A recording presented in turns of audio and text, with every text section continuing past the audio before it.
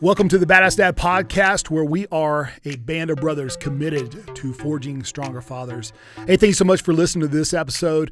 This is being brought to you by the generous donations of the people who have made contributions at our website, which is BadAssDads.org, BadAssDads.org. You can also find some promotional shirts and other ways to support the podcast as well. But just want to thank you guys so much for your support. Enjoy this episode. Welcome to the Badass Dad podcast. KDH here on the mic, and across from me on the mic, been a while, KT. How you feeling, man? Feeling awesome. Ready to do this today. Yeah? Oh, yeah. Are you looking good? Got your Rogue sweatshirt on? Trying to keep that appearance up. Yeah. Trying to look good for everybody. Well, you were just talking a minute ago about doing some Turkish get-ups, and so, man, I'm excited about that. I need to add that to my routine, huh? Yeah, if you're not doing Turkish get-ups, you should do Turkish get-ups. So we should probably just do a whole podcast on Turkish get-ups. We're actually on video now. We could just do it right here. We could do it live on video. It can be Turkish get-ups and Badass Dads content all at one time. Oh, I love it. I was actually doing the Turkish get-ups with my son. All of them. I got up to like you were holding him? Yeah. Oh, that okay. And then I got to work up to my daughter. She's a little bigger than them, so we're getting there. I just imagine the balance on that must be kind of tough. Yeah. Make it work.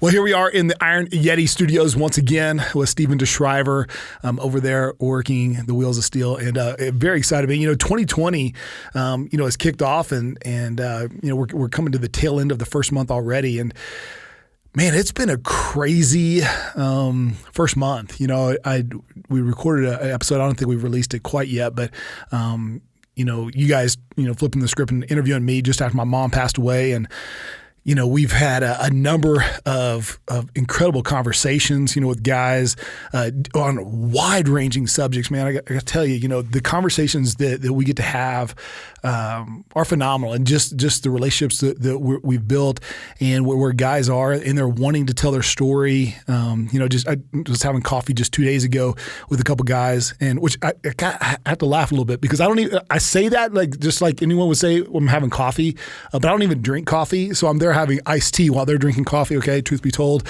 but we're just talking about where life is, and the struggles with adult children, and the struggles with parents passing away, and some other conversations with PTSD, and and I said to one guy, Casey, I said, man, I feel like I am having conversations way outside my pay grade.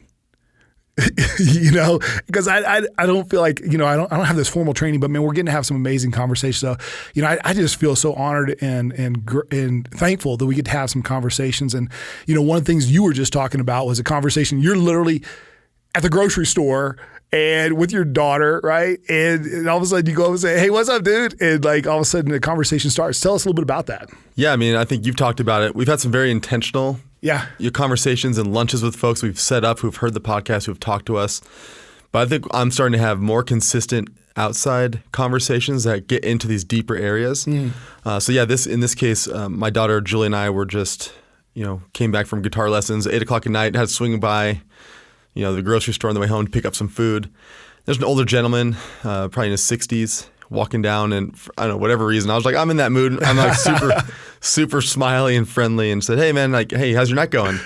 And he looked in real close. He's like, it's good. He's like, and I could tell he wanted to talk a little more. Okay. And so the first thing he says is just, hey, you're doing the right thing in spending time and having fun with your daughter like this. Wow. Teach her. I was like, okay, this guy. He's got something to say. He's got something to say. He has something to offer. And I said, hey, thank you. Tell me, do you have a family? Just kind of opened a question for him. Yeah. And so he started going down the path of telling me about his family and he told me all about his daughter. I'm like, oh, tell me about your daughter, and how proud he was of her. He's like, she's in her 30s, doing well professionally, and he's like, chip off the old block. He had that old dad sparkle in his eye. Yeah. But then he started talking about some harder stuff, and he had a son who passed away a few years ago. And to your point, man, everyone has their story to tell. Yeah. And says, again, being above my pay grade, what would you have said in that situation?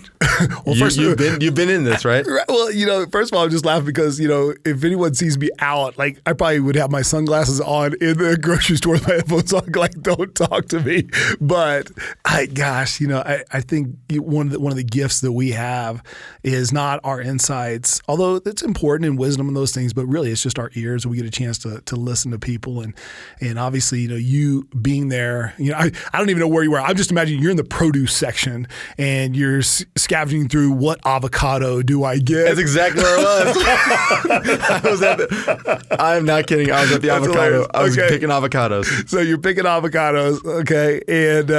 And like this guy just kind of comes up to you, and then I don't know, divine appointment. The universe moved. I don't know what it is, but then you're having this conversation. Yeah, we're having the conversation, and he says, I lost my son 2 years ago. I'm like, and I said, hey, I'm so sorry to hear. I was like, hey, tell me about him. Yeah.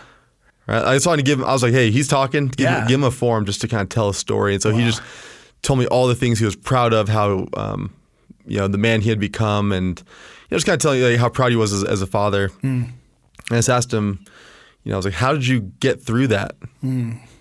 Just trying to use the opportunity to maybe learn from someone who's walked through these hard times. Yeah. And he kind of reflected. His name was Bruce. So Bruce, I doubt he's listening to this because Bruce did not seem like the podcast type. But he said he talked about when he was a young child. He was from rural Mississippi. Okay. So he's kind of old school, and he talked about all the elders when he was growing up just told him, when you go through times of pain, that's the time to do inner reflection and to learn and grow. And that stuck with him because he took that into this moment and he used this opportunity as a time to reflect on. It sounds like from what he told me, the kind of man he was and the kind of father he was. And during those conversations, was it more him talking about regrets that he had, or actually lessons that he learned and shared with his kids, or where was he at during that moment? Yeah, I think in that moment of loss, obviously grief struck him, but I think he had 2 other children, so I think just seeing all the good that was in those kids really helped him through this. Yeah. And then he talked about what it meant to be a man. And so he said this lesson taught him what it meant to be a man. And he told me, which I've never heard this before, that being a man, M-A-N, stands for meet all needs. Wow. Which I thought I was like, whoa, this guy's just dropping knowledge on me right now. Yeah. And the way you're getting avocado. I was like, man, I picked, I'm just squishing the hell out of this other one now. So the secrets of becoming a badass dad and gaining wisdom is go shop for avocados at 8:00 at night with your, daughter. Yes, sages will walk up to you and start teaching you about how to be a man. I noticed, and it was cool because, he lost his son 2 years ago, which is not cool. I didn't mean it that way. Yeah. But, and then he said this year he finally got to a place, he was like, I can consider myself a man because I'm consistently trying to meet all needs to those around me. And I thought, what a cool concept. I'm curious, when you hear that, what does that, what does it make you think of? Well, it's interesting because I was listening to another podcast, pretty big one. Aubrey Marcus, has one, the founder of On It Nutrition and supplements, and he was talking about. Now I don't know if he had actually read John Eldredge's book Wild at Heart or not, but he was basically, if he hadn't read it, then he was somehow quoting it, just the need that every boy has and every man has, just growing up, and do we have what it takes? And so when I hear you say that, meet all needs, it's easy, I think, to be myopic and go, am I meeting the needs of my wife? Am I meeting the needs of my kids? Of my parents and my nieces and nephews? Brothers and sisters, those things. In our little inner world that we have. But, you say all needs, man, that just, I don't know, that seems so big. I mean, I'm just imagining you going to work, riding the train, what needs am I meeting? Being at work, what needs am I meeting? All of those things. Mm-hmm. Yeah, I think about looking at you specifically. I mean, look at Badass Dads, right? You're out in the community as just you're going to the gym pit, you're kind of trying to get in shape, and you start meeting the needs of those men around you who are asking you questions, right? So let me ask you, like, what has this experience done for you as a father? Like going through Badass Dads, like this experience of going through Badass Dads, meeting with others, talking. I mean, how's it helped you in your home life? Yeah. Are you asking me that? Yeah. Okay. Yeah. It's interesting because, with all the conversations that I get to have, I continue to filter those conversations through my own life. What am I doing? I had a conversation with the guy just this last week that after 20 years of marriage is now going through a divorce. I'm going to rephrase that. They just finished. The divorce was completely filed and finished this last week. And, it makes me just pause and reflect and go, man, we got kids that are the same age, 12, 13 years old. And how do I be a badass dad, during that? How do I be a friend to this guy, as he's going through this? And so, I think as I go back and I listen to the podcast, I continue just to ask myself and just go, man, okay, so how do I have, like I'm thinking about Devin's from this last week, how do I go back and maybe there's some music I need to go back and listen to that would give me some fond memories, of my mom. Maybe I need to go back and listen to some Olivia Newton-John or something from the 70s, But, I think in that there's so much reflection that I do or have to do or need to do or want to do during these times just to become more of a badass dad. And then just going, okay, I'm drinking from a fire hydrant. I can't absorb everything. So what's the nugget that I can take and walk away with? How can I, it's so funny. So my wife Gretchen says the other day, she goes, have you heard this new song? And it's a few months old, this new song by Toby Mac called 21. And I was like, no, all right, Toby Mac, okay, he's kind of cool, not really music I usually listen to. So I listened to it, and immediately we get done, I'm like, why the hell did you tell me to listen to this song? So do you know the song? No. Okay, don't listen, okay? I don't mean to mess him up, but I'm going to go to his concert just because I want to support him. But it's about his 21-year-old son that died recently. And he writes this song, and he has this one phrase that says, God has you in heaven, but I got you in my heart. I'm like, oh my, you're killing me, dude. And just, to be able to, for me, it just makes me go, man, Jacob is 12. He'll be 13 in April. How do I capture these moments that I know I'm feeling it clicking by. And, to meet all needs is not just meeting, his needs, but I know, you want to talk about, how do we meet our own needs? Yeah. Can I say vulnerable and authentic? Okay, yeah. We're on here together. I just want to make sure it's okay to say those things. And it was funny because I re-listened to the one that you did where you hijacked the podcast and you did it. It was great to see how many times you actually used those words. So it was good. We're going to get the counter going right here. No, but I know for me personally, when I was thinking about this, meet all needs and kind of, like you said, when I hear these things, I kind of reflect on it in my own life. How can I was like, I think I do a pretty decent job of trying to serve others and kind of what we typically think about it. But I notice, there's those times where I think everyone's been there where your wife has said something along the lines of, I think you need to get out with your friends or go do something. And what they're telling you is that, hey, you need to take some time for yourself because you're not at the level you need to be at here. Or we need you at. Yeah. And so I think, for me, I will do the stubborn man thing of nope, just keep piling on my back. I'll carry the team. I'm good. I'll just keep going. Strong. Right now I'm going through a new job transition, tons of new responsibility. It's changed my schedule with how I commute to work. And I'm just, no matter how much they keep throwing at me that's new, I'm like, bring it on. Just keep doing more and more and more. Yeah. But it's getting to the point where I'm not bringing my best self to my family. And that can exhibit itself for me as being short with my kids, not being as patient as I could be in certain scenarios, missing out on meeting their needs because I'm not attuned. My empathy is just shot because I have I'm just done, right? At the end of the week, I'm done. And so I think for me, it's showing that meeting all needs, your needs are included in that too. Whether that's going out for a hike or meeting with the guys or getting your workouts in, whatever your iron therapy. Little iron therapy, yeah. Steven's got the new barbell going in here. So, but yeah, because I think if you meet everyone's needs, you have to meet your own needs. You have to make sure your cup is full before you overflow to other people. So how do you do that though? You are much more structured, analytical. Have a better routine on some things than I would per se. And so how do you do that? Not well all the time. So yeah, I think it's important if you're listening to this, we're not perfect. We go through this. I know for me, there's certain they're called Keystone Habits. Like there's things that ground me that I know if I'm doing these things, they kind of center the most of my life, right? So I know Chad Harmon and I right now we're going through trying to work on some things together. So I found some accountability in this, which has been helpful. Yeah. So we're working on just taking some deep breaths each day. Just take that little bit of time just to get proactive in your thinking and not reactive. So for me, it's just like a big deep breath and actually take a break. It's my little space of time. So creating that space. Yeah. And then from there, for me, I mean, if I'm eating healthy and taking care of myself from that perspective, I usually feel pretty good. And getting my workouts in. Yeah. And then occasionally just getting out, sometimes just long walk and just kind of be away from things. Mm-hmm. So things are probably different. I mean, yours is probably, probably Jit Pit for sure. Yeah. Oh, absolutely. Absolutely.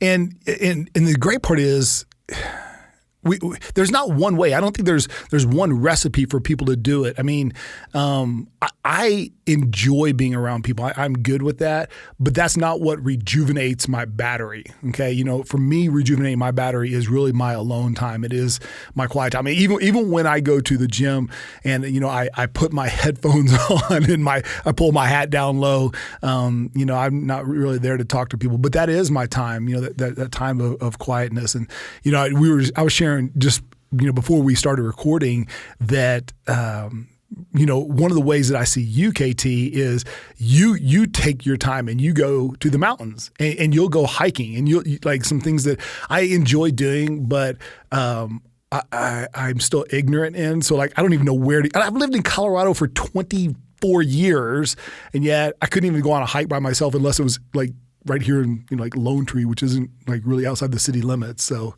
how do you do that? How do you just kind of rejuvenate your battery? Yeah, I think for me, definitely getting out in nature and just honestly going for a walk in where we live and seeing the sunset, the mountains, just things that are not, for me, it's like not digital. Just get my phone the hell away from me because I don't know if I've ever felt rejuvenated, while on my phone. Yeah. So for me, it's like if I can just get away from that, I think having some fun with the kids, wrestling, running around. I think going for a walk with the family is always like, that's the simplest one. Let's just go out for a walk. You go to the park, you end up running around playing, and you kind of forget all those, those things that are bugging you. And then if it's like if I really need some time, I'll go out in the mountains, go out for a couple days and try to do some backpacking, really go with another buddy of mine, something like that. Well, I know you were talking about also earlier just about, having that balanced life. I mean, yes, it is about meeting all needs, but you were talking earlier also about another guy that you had a conversation with that gave you some like really tactical, advice on how they do it. And tell us a little bit about how they, divided up their time a little bit. Yeah, definitely. So I think it sounds great, like, hey, meet all your needs and take all the time you want. And then so many nights in a week you can do before your wife gets mad at you on that one. And so I was meeting with someone for lunch, and he gave me this little tactical advice, which I started using, and it's been awesome. And it's this concept of if you have 3 nights out of the week, you make one of them a he night, a she night, and a we night. Okay. And so the idea is that it's not just for us men, it's for the women too, that you take time for yourselves to meet, to meet their needs. So one night you take to yourself, and then your wife can take a night for herself, whether it's going out, whether they want to go to Target and get a coffee and walk around and spend some money, that's fine. Yeah. Yep. And then a dedicated night each week where you spend together intentionally. And that's been really great for me. I like it because I still get the time I need. I know that Molly's also getting time that she needs, so I don't feel guilty about taking time for myself, knowing that, hey, she's getting it too. Yeah. And then honestly having built-in little mini date nights that's intentional around, hey, tonight we're going to hang out. That's our we night. And even if it's just, Netflix and whatever the young kids were calling it. Netflix and chill. Oh, there we go. Well, but here's so funny because Friday night, Gretchen and I, so Jacob is away. It's nice Netflix and chill segue. Jacob is away at a little youth camp, a little weekend thing. Bentley spends the night with a friend, so he picks him up from school. Gretchen came back in town, so we had a little Costco date. That was us. So there you go. We're in we actually went and had a nice dinner first, and I found that Costco after like a couple margaritas is actually a lot more fun. Costco before a couple margaritas. What was your shopping cart full of after that one? We have jokingly said for quite a while that Costco, it's just a $300 store. So you have the dollar store, it's a $300 store. Oh, so yeah. just you can fill out the check even before you get there. But yes, I think some tactics to walk away with if you're listening. I think a really impactful one, don't overlook this from this podcast, is a deep breath. I know my brother-in-law, Randy, if you're listening, shout out Randy. He told me how much of a difference this made. Just, he wakes up and he's such a badass dad. He wakes up, he's taking care of all of his kids, getting them to school, getting them ready. Yeah. He's a teacher and just does so much for his family. But from the moment he wakes up, it's go. Yeah. Go. Yeah. And so for him, just taking a single deep breath and just thinking about that one little moment, you create the space to get some reflection, and that one breath will make a difference. Just trust me on that one. Yeah. And if you want to go a little bigger, you want to do a little more, I think that he, she, and we night has been awesome. Again, built-in date nights, built-in time for yourself. You're going to meet your needs. Built-in time for your wife. I mean, happy wife, happy you, happy couple. Yeah. It's nothing but good from that one. Well, I think you're exactly right. And, one of the challenges that I've had, because Gretchen and I, we'd been in business together basically the entire time we've been married. And so, it took us more than a few years for us to figure out that our time together on date night or whatever was not time to continue to talk about business and not time to just talk about kids. And not time to, you know what I'm saying? It really needed to be a time for us. And because it's so easy, prior to kids, 9 years ago before we adopted our boys, we didn't really have those conversations. Well, all of a sudden, so it was business and other things in life. And I get it. But, once the boys came, then it was so easy just to have the conversation about the kids. Okay, whether it's sports or academics or blah, blah, blah, what's going on in their world. But there has to be a time that time. And I love that you said that, whether it's just, us, yucking it up and, talking about some goals and dreams that we have, maybe vacations we want to take, and then, just silly things. I think too many times it's easy to slip into the trap of what's the easy conversation or what's the pertinent, what's the emergency conversation. Oh, we got to talk about our finances. Oh my gosh, we got this bill coming up. And going, that doesn't create the level of intimacy that you want to have, especially long term. Mm-hmm. So. Yeah, I think sometimes for us it's conversation. Sometimes we do coffee. We talk about our mission statement, how we align to our values. And then last week we watched Star Wars and had popcorn. There you go. Awesome. It was awesome. Love it. Right? It's just, Steven's smiling. Steven's a Star Wars family, so he gets it. It doesn't have to be, not every week has to be this huge moment, but just you get those reps in over time. Yeah. When you have to have those hard conversations, those communication lines are open. So it's really important. All right. Well, let me ask you this though, because, one of the things that I think some guys could be feeling out there is, I just don't have the time to do this, or, that feels awfully selfish for me to take time away, to be able to go work on me. If it's a man is meeting all needs, how am I going to be able to meet other people's needs? I mean, it's so externally focused, but yet you're telling me I need to take time for myself. It just feels selfish. Yeah, I've heard this a couple times. I've heard this a lot in terms of, I don't want to exercise because I'm away from my family, right? Like this, so just start your own podcast, be BadAssDads, right? Yeah, BadAssDads. Okay. But let's just take this example, right? Like I don't have time to work out because then I won't be there for my family. I'm like, okay, well, how will your family feel when you're 50, diabetic and on all medicine and with a really low life expectancy? Yeah. Right? How selfish will you feel then? Right, exactly. Right? Or like that was a little aggressive. But just think, look at areas of your life inside your family, whether it's a relationship with your kids or your wife, that aren't going well. And think to yourself, if I had a little more time to work on myself, could I make those situations better? Yeah. Right? Like if I'm blowing up at my kids constantly because I'm stressed out, well, why am I stressed out? Because I don't, I could get those back. Oh, maybe the extra 20 minutes I give myself will actually save a ton of heartache and headache later. Yeah. So I think, what's Jocko's take on this? I know he... Well, I mean, he would be the first one to tell you, one, discipline equals freedom. He's going to tell you that. So if you want to have the ultimate, freedom there, then you're going to have to discipline. You start with disciplining yourself. And when you discipline your body in this scenario, we're talking about when you discipline your body working out, discipline your mind, then you're going to have more freedom to be able to be with your family. And what you're going to realize is that most of the stress that we have is a result of other stresses that are just compound. And then we feel like, I'm going to do this other stressor in my life. When you realize, no, man, you go out there and get that iron therapy, man, it's freeing. It actually gives you more energy. It allows you to have actually more time. And so time, it's one of those funny things that, we think that it is purely linear, but we actually expand our time because we expand our energy. Mm-hmm.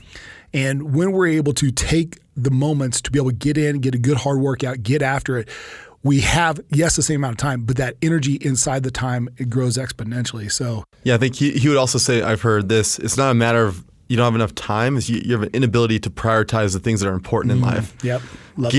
Guaranteed you can find 20 minutes of where you're on your phone. Everyone pull up if you have an iPhone or even Android now, they have these apps that show you how much time you spend on your phone.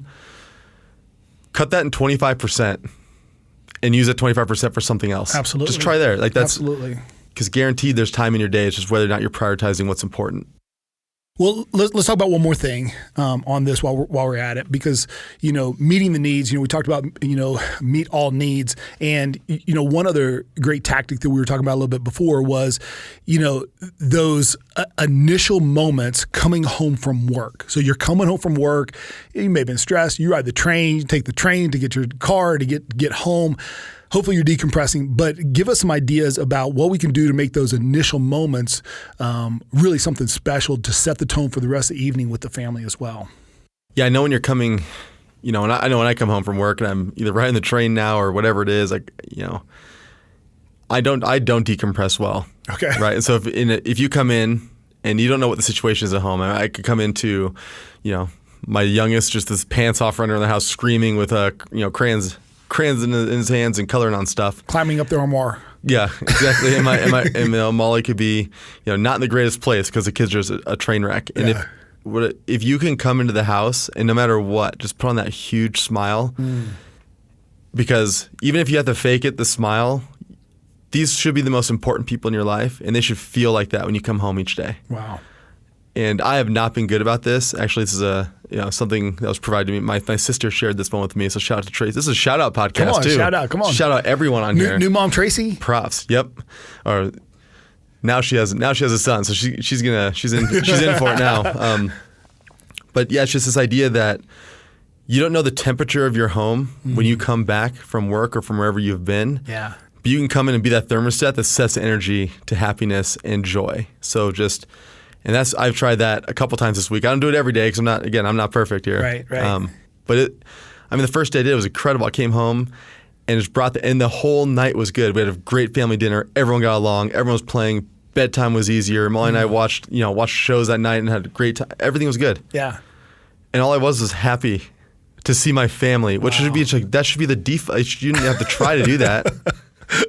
It seems silly, actually. I'm feel ridiculous just saying it out loud. But you know what? Those circumstances, can start dictating how our emotions are going to be. And if we're not even aware of it, it's just, we always, awareness precedes change. But if we're not even aware of all the shit that's going on in our life that's piling on, then it just naturally comes out when we get home. So I think, just having that something, that trigger, that even, where you started at the beginning of the day, maybe it's when you pull in the driveway and you take that deep breath, that's out. I know one of the things that was shared with me, years and years ago, there's a great leader in our business, Bill Whittle. And, Bill talked about coming home to his family, and he would always leave everything in his car when he first came in. And he meant everything, all the emotional garbage, everything in the car, but also like his briefcase. He left everything in his car. So when he walked in, his hands were free. And his hands were there to hug his wife first and then his kids next. And he wanted a couple of different things. He wanted his family to realize that they are the most important thing, but he also wanted to demonstrate in front of his kids, his son and his daughter, that mama comes first and then the kids come next, and just giving them that great firm foundation. So just, having those empty hands when we come home, and I got to tell you, this is not something I have practiced. Now we're talking about, I'm like, crap, I got my gym bag in my hand. I got like 6 water bottles, all this other kind of stuff. And going, how many times have I walked through the door and said, hold on, I got to put my stuff down. Yeah. I'm trying this one. Wow. Okay. There you go. go. So you guys, if you're driving and listening to this, you have your chance in about 5 to 15 minutes, depending on where you are in your drive home right now. Yeah. Try it. Yep. Come and bring that energy, bring the happiness. Leave your stuff in the car, see what happens. I love it. Well, KT, man, good to have you back on the microphone, and glad to hear that things are going well. Kicking off 2020. Man, it's going to be February before we know. Super Bowl is coming up this next week. And, man, I'll tell you, people are going to be getting around the TVs. And I hope that people make a decision right now not to let some single game be the highlight of their week, but it'll be something that they do with their kids and with their spouse, and even for themselves. Maybe they learn the Turkish get-ups this week. That'd be a great challenge. Perfect week for it. Well, hey, guys, I want to encourage you, be a badass dad. Have a badass week, and let's go get after it. We're out. Hey, guys, I want to thank you guys again just for listening to this episode of Badass Dads. Hey, if you found this episode helpful, if it's beneficial, if it's shareable, man, we'd love for you to pass it on to someone. Previous episodes you can check out on our podcast page, on iTunes, on Stitcher, or wherever you listen to podcasts. Also, check out our website, BadAssDads.org. That's BadAssDads.org. You can find us on Facebook and Instagram pages. So please, love the support. Check all that out. Let's get this movement going. And we are committed to forging stronger fathers. Be a part of the movement. We're out.